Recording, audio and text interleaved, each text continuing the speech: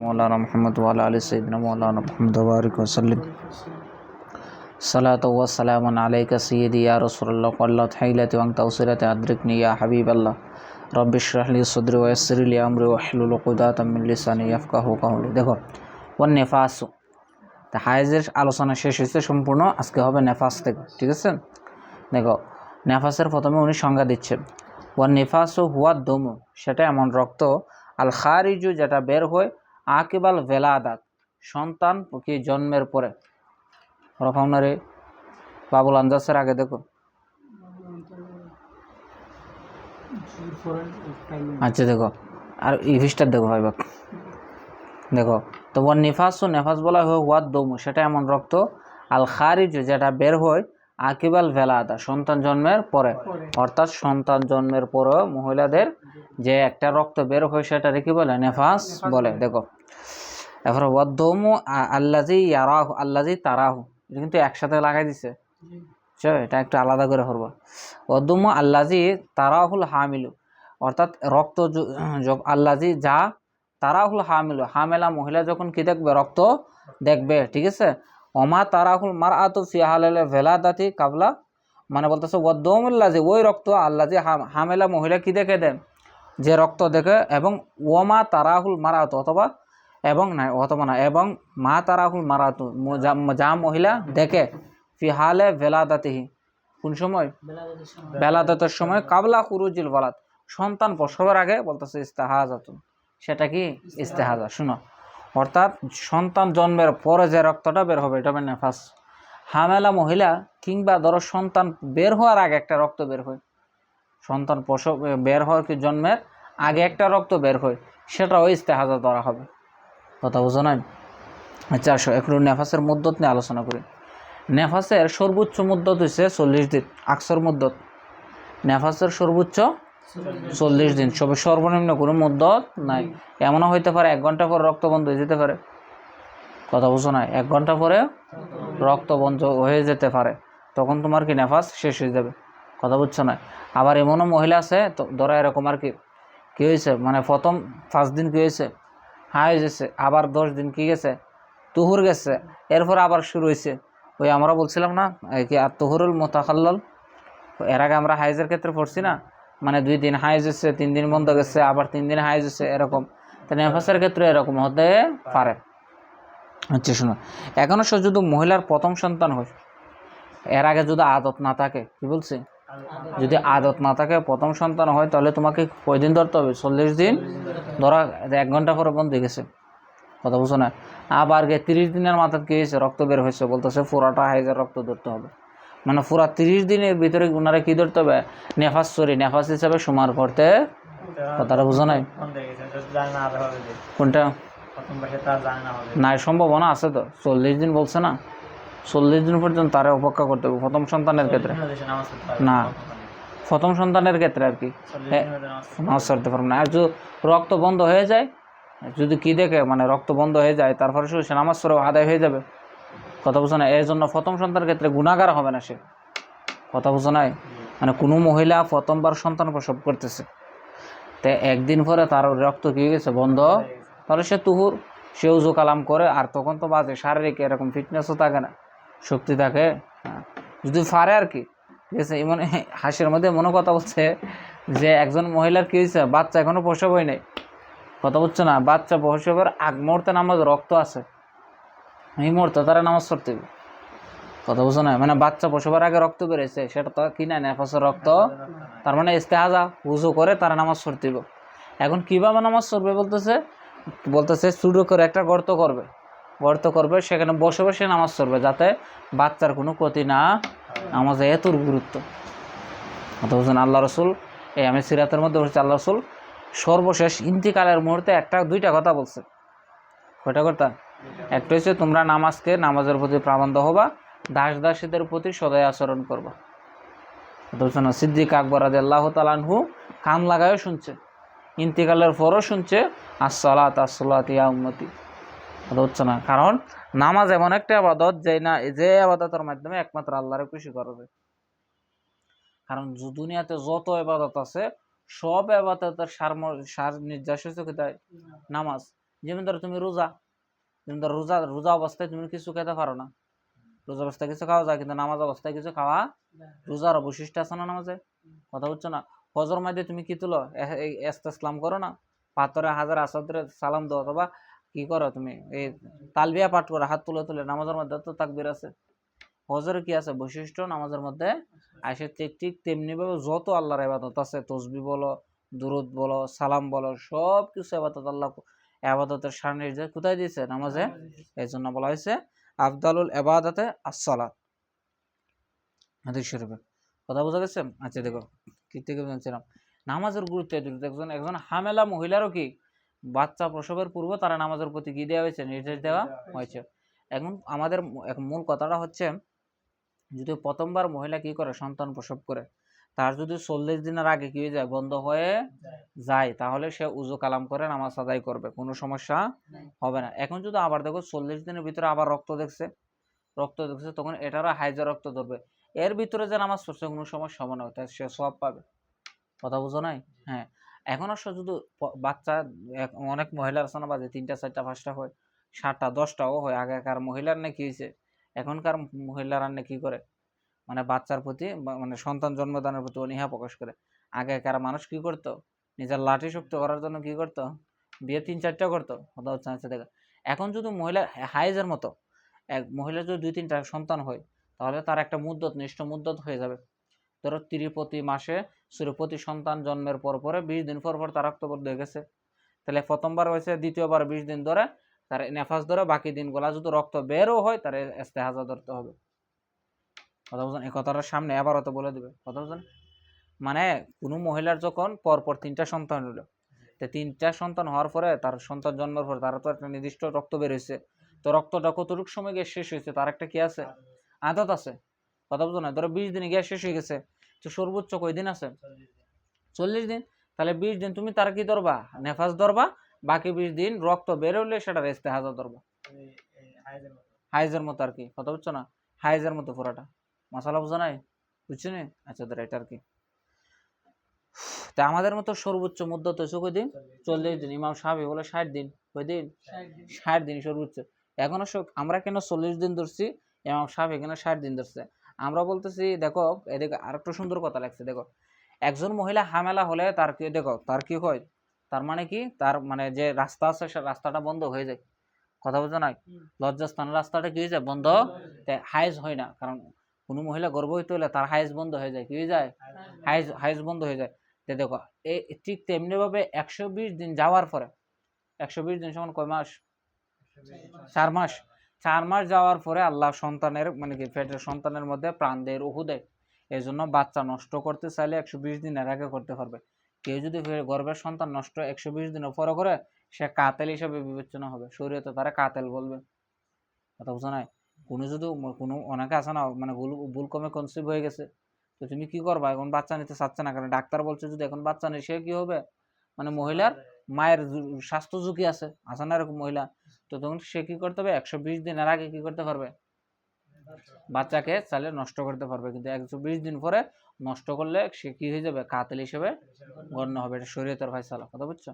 তো 120 দিন যাওয়ার পর একটা বাচ্চার আল্লাহ কি দেয়, রুহু দেয়, তকদির লিখে দেয়, তার মৃত্যুর সময় মানে কি রিজিক, এবার কি তোমার কতদিন দুনিয়াতে থাকবে, বাজেট, ঠিক আছে, সবকিছু আল্লাহ লিখে দেয়। এরপরে বাচ্চার প্রাণ চলে আসে না, বলতেছে বাচ্চা ওই হাইজের রক্তগুলা কি করে রিজিক হিসাবে ব্যবহার করে। কথা বুঝো নাই? তাহলে প্রতি মাসে মহিলার হাইজ কয়দিন হয়, 10 দিন। তো 4 মাসে আমরা কয়দিন ধরবো, 4 × 10 = 40। এই জন্য আমরা বলি নেফাসের সর্বোচ্চ মুদ্দত হচ্ছে 40 দিন। কি নুক্তা বের করছে দেখছো? মানে প্রতি মাসে 4 মাস পরে কি হয়, বাচ্চার প্রাণ যায়। তা এই প্রাণ গেলে হাইজের রক্তগুলা বাচ্চা খায়। কথা বুঝছো না? মানে আল্লাহ হাইজের মধ্যে রিজিক রেখে, সরি, যে হাইজের রক্তের মধ্যে আল্লাহ কি রাখবে, শিশুর রিজিক রেখে দিছে। কথা বুঝছো না? এখন 4 মাস পর্যন্ত তো কি বাচ্চা খেতে পারে না, তা 4 মাসে প্রতি মাসে যদি আমরা 10 দিন ধরো কি ধরি, হাইজ ধরি, 4 × 10 = 40 দিন। এই জন্য বলছে হাইজের আমাদের মতো কি সর্বোচ্চ মুদ্দত 40 দিন। আর ইমাম শাফি রহমতুল্লাহ বলে ওনার মতো কতদিন ছিল, ওনার মতো হাইজের সময় কত ছিল, 15 দিন। সর্বোচ্চ কয়দিন, 15 দিন। এতে 4×15 = 60। 4 মাসে কয়দিন হবে, 60 দিন। কথা বুঝছো? তো এই 4 মাস ধরে রক্তগুলা খেতে পারছে না, এই রক্তগুলা কি হয়, সন্তান প্রসবের পর বের হয়, একসাথে তোমার মুখ তো বন্ধ থাকে, একসাথে কি হয়ে যায়, বের হয়ে যায়। দেখো এখন এটা গেল। আচ্ছা ওমা, আচ্ছা দেখো, আচ্ছা আবার শুরুতে ধরো ওয়ান নাফাস হুয়া দমুল খুরুজ, নাফাস হলো এমন দম আল্লাযী খুরুজ খারিজ যেটা বের হয় আকিবাল ভেলাদাতে সন্তান জন্মের পরে, ওয়াদুম আল্লাযী এবং এমন এমন রক্ত তারাহুল হামিল যেটা হামেলা দেখে, এবং ওয়ামা তারাহু আর যা দেখে আল মারাতু মহিলা ফি হালে ফিলাদাতিহা কি সন্তান জন্মের সময়, কাবলা খুরুজিল ওয়ালাদে ইস্তেহাজাতুন, আর যদি এগুলা দেখে সন্তান জন্মের পূর্বে, সেটারে আমরা কি বলতে হবে, ইস্তেহাজা। ওয়াকাল্লু নেফাসেলা হাদ্দালাহু, নেফাসের সর্বনিম্ন মদ্দতের কোনো হদ নাই, সর্বনিম্ন মদ্দত কোনো সীমা নাই। কারণ আমি বলছি না 2 দিনও বন্ধ হয়ে যেতে পারে, 1 ঘন্টাও কি হয়ে যেতে পারে বন্ধ। দেখো ওয়াকসার হু আর বা উনাইয়া মানার সর্বোচ্চ মদ্দত কতদিন, 40 দিন। ওমা জাদা আলা জালিকা ফাহুয়া ইস্তাহাজাতুন, 40 দিনের পরে যদি লাগাতার হয় যতদিনও হোক সবগুলার কি ধরতে হবে, ইস্তেহাজা ধরতে হবে। ওয়াইজা তাজাওয়াজা দুমালাল আরবাইন, ঠিক আছে। আচ্ছা আরেকটা মাসলা শোনো, যদি কোনো মহিলা সন্তান প্রসব করছে, ঠিক আছে, কোনো রক্ত বের হয় নাই, এখন সেটারে কি নেফাস বল কি কি হিসাবে ধরবো, কথা বুঝছো না? এরকম হয়তো যেমন ধরো আমাদের আম্মাজান মা ফাতেমা সাইয়েদাতুন নেসা, ওনার কিন্তু কোনো মাসে হাইজ হইত না, কারণ আল্লাহ কোরআন শরীফে বলছে না ওই তো এরকম তাতহিরা, আহলে বাইতকে আল্লাহ তাআলা সব ধরনের নাপাকি থেকে কি করছে, মুক্ত। এই জন্য মা ফাতেমা রাদিয়াল্লাহু তাআলা আনহার জীবনে এক ওয়াক্ত নামাজ কাজা হয় নাই, একটা রোজা কাজা হয় নাই। পৃথিবীতে আর কোনো মহিলা নাই যে যার এক ওয়াক্ত নামাজ এক ওয়াক্ত রোজা মানে কি কাজা করতে হয়েছে না। কারণ কি নির্দিষ্ট একটা সময় ওনাদের হাইজ হয়েছে, কথা বুঝছো না? উনি যেহেতু আহলে বাইতের সদস্য, এই জন্য আল্লাহ তাআলা ওনারে কি রাখছেন, এই দৃষ্টিকোণে পবিত্র রাখছেন। এই জন্য সাইয়েদাতুন নেসাকে এমনি হয়ে যায় বৈশিষ্ট্য না থাকলে। ইমাম আজম বলতেছে যদি কোনো মহিলা সন্তান প্রসব করছে, কোনো রক্ত বের হয় না, তাহলে তারা কি ধরতে হবে, ওই আমরা আগে বলছিলাম না এক ওয়াক্ত সময় কি করতে হবে, অতিবাহিত করতে হবে, এবং তার উপরে গোসল ফরজ করতে হবে, তাকে গোসল করতে হবে। গোসল করার পরে তারা কি বলা হবে, পবিত্র, ঠিক আছে। এই এতটুকু সময় তারা নিফাসের মধ্যে ধরতে হবে, এক ওয়াক্ত সময়, তারপরে গোসল করতে হবে, তারপরে বলতে হবে তুমি এখন থেকে কি পবিত্র। ইমাম আবু ইউসুফ বলে না, রক্ত বেরোচ্ছে না, নেফাসের দরকার নেই। যেমনি হাইজে মহিলার মতো, হাইজের কোনো রক্ত জীবনে না হইলে তারা জীবন পুরা জীবন কি বলতে হবে, মানে কি মানে সে তো তুহুরের মধ্যে আছে, কথা বুঝো না? কোনো মহিলার আজীবন তুহ বাজে হাইজ হইল না, এখন তারা কি বলবা, তুহুর বলতে হবে। ঠিক তেমনি এমনি এরকম বলতে হবে। কে বলছে? ইমাম আবু ইউসুফ রহমতুল্লাহ আলাইহি। দেখো হ্যাঁ কি নামাজ, নামাজ সরবার কিছু পবিত্র হয়ে যায়, হ্যাঁ নামাজ পবিত্র হয়ে যায়, বুঝি নাই। আচ্ছা এক ওয়াক্ততে তুমি জোহর পর্যন্ত অপেক্ষা করবা আর কি, মানে ফজরের পরে জোহর এক ওয়াক্ত সময় না, এটা আর কি। আর হ্যাঁ আসর পর্যন্ত বাদ, সমস্যা নেই তো। আরেকটা মাসালা বলতে ভুলে গেছিলাম, ধরো কোনো মহিলা ওই হাইজের ক্ষেত্রে জোহর নামাজের ওয়াক্ত বাকি আছে, কি আছে, সেও নামাজ সরে নেয়, ঠিক আছে। এই অবস্থায় ধরো জোহর নামাজের রক্ত আমরা জানি কি 12:30 থেকে শুরু হয়, এদিকে ধরো 4:30 পর্যন্ত থাকে। এখন মহিলাটা নামাজ জোহরের নামাজ পড়ে না 4:30 পর্যন্ত পড়ে নেই, আরো কতটুকু সময় আছে, এই সময়ের মধ্যে তার হাইজ হয়ে গেছে। তো এখন তার উপরে জোহর নামাজটা কাজা হবে কি না, কথা বুঝো না? শরীয়ত বলে কাজা হবে না, কারণ কি তার যে আরো সময় ছিল, এই সময় সালে সে পড়তে পারতো, কথা বুঝছো না? ওই যেহেতু এর ভিতরে কি গেছে, তার হায়াত শুরু হয়ে গেছে, ওই নামাজ তার কি লাগবে না, কাজা। বুঝছো মাসালাম কোনটা? এটা আর কি না না, এটাই তো বুঝাইতেছি। এখন ধরো তুমি একটা প্রশ্ন থাকতে পারে না, এই মহিলা কেন এতটুকু সময়ের ভিতরে নামাজ আদায় করে নাই, কথা বুঝো নাই? মানে জোহর নামাজ যত 2 ঘন্টা 3 ঘন্টা খাড়াই ফেলছে তুহুর অবস্থায়, তারপরে তো নামাজ হুকুম ছিল, এখন হাইজ হয়ে গেছে গা। তার মানে আগে হাইজের আগে কি ছিল, জোহর নামাজের রক্ত তার জিম্মে ছিল না, এখন এই নামাজটা কাজা করতে হবে, কবি হবে না পরবর্তীতে, কথা বুঝো নাই? আমরা বলবো না, কারণ যেহেতু ওয়াক্ত বাকি আছে, এমন তো অবস্থায় কি গেছে, হাইজ হয়ে গেছে, এই নামাজটার কাজা লাগবে না। মাসালাটা এখন বুঝছো? আচ্ছা দেখো ফরাসব নেফাজ সেম, নাফাজের ক্ষেত্রে সেম। দেখো এভারেশন ওয়াইজা তাজাওয়াজা দোমা আলা আরবাইন, যদি 40 দিন কি করে যায়, অতিক্রম করে ফেলে, ওয়াকাদ কানাত হাজিল মারাত ওয়ালাদাত কাবলা জালিকা, ওয়াকাদ কানাত হাজিল মারআতু, আর ওই মহিলা যদি কি করে, উলিদাত কি করে, সন্তান প্রসব দেয়, কাবলা জালিকা এর আগে, তো বলা আদাতুন ফিন নাফাস, তার নেফাসের ক্ষেত্রে কি আছে, আদত ধরা হবে। কথা বুঝো নাই? কোনো মহিলা, আমরা বলছি 40 দিন অতিবাহিত হয়ে গেলে সেটাকে কি বলতে হবে, ইস্তেহাজা বলতে হবে। এখন বলতেছে যদি কোনো মহিলার আগে সন্তান প্রসব করে থাকে তাহলে তার একটা কি আছে, আদত আছে। কতদিন গিয়ে সন্তান রক্তটা বন্ধ হয়েছে, বলতেছে রুদ্দাতিলা আইয়ামি আদাতিহা, তাহলে ওই দ্বিতীয় সন্তানের ক্ষেত্রে বা তৃতীয় সন্তানের ক্ষেত্রে তার নেফাসের মধ্যটা আদতের দিকে ফিরাতে হবে। এখন যে প্রথম যদি হয় 10 দিন, তারপরে 15 দিন, এখন কি 10 দিন ধরবা, মানে প্রথম সন্তান যেহেতু দিন গিয়া বন্ধ হয় রক্তটা, এটারে তুমি আদত ধরবা। হ্যাঁ, তবে প্রথম সন্তানের ক্ষেত্রে তোমার অপেক্ষা কদিন করতে হইব, 40 দিন, কারণ এর আগে তোমার আদত নাই। কথা বুঝছো না? যদি 40 দিনের ভিতরে 30 দিনও রক্ত বন্ধ হয়ে যায়, বাকি কি কদিন আছে, 10 দিন। তো 10 দিন তুমি যদি নামাজ না পড়ো আল্লাহ তোমার মাপ দিবে। কথা বুঝছো না? প্রথম সন্তান যেহেতু, কিন্তু দ্বিতীয় সন্তানের ক্ষেত্রে কি নাই, মাফ নাই, তখন তোমার আদত হিসাবে ধরতে হবে। বুঝছো মশালা? মশালা বুঝছো না? হ্যাঁ, প্রথম সন্তান দেখো রুদ্দাতিলা আইয়ামি আদাতিহা, ঠিক আছে। ওয়াইনলাম তাকুন লাহা আদাতুন, ঠিক আছে, যদি কোনো মহিলার আদত না থাকে, ঠিক আছে, পানেফাসু আর বাউ নাই যাবেন, তাহলে তাহলে কি ধরতে হবে, 40 দিন ধরতে হবে, ঠিক আছে। ওমান ওয়ালাদাইনা ফি বাতনি ওয়াহিদিন, আরেকটা মাসালা, এই দেখো কোনো মহিলা যদি যমজ সন্তান কি দেখ প্রসব করে, এটার হুকুম কি? দেখো ধরো এখন তোমার স্বাভাবিক কি করে ফেলে, সিজার করে ফেলে, তখন একসাথে বের করে ফেলে। কয়জন আছে নর্মাল ডেলিভারি করে? বর্তমান আল্লাহ রসুল বলছে কিয়ামতের আগে নারীদেরকে ধরে ধরে ফেট কেটে দিবে স্বাভাবিকটা। একজন মহিলাকে কি ডাক্তার দেখে বলে শেষ, কি লাগবে আপনার, সিজার লাগবে, তুই বই হয়ে যায়। আগেকার মহিলারা এতগুলা বাচ্চা প্রসব করছে, কোনো সিজার লাগছে? আই হাই হাই, কোনো ওষুধও নাই, ইঞ্জেকশন নাই। দেখো এখন একটা মশলা হচ্ছে যে যদি কোনো মহিলা 2টা সন্তান প্রসব করে, ধরো আজকে একটা সন্তান প্রসব করছে, আগামী 10 দিন পরে আরেকটা প্রসব করছে, অথবা 20 দিন পরে, অথবা 39 দিনও গিয়ে প্রসব করছে, মাসালা কি হবে? কথা বুঝো না?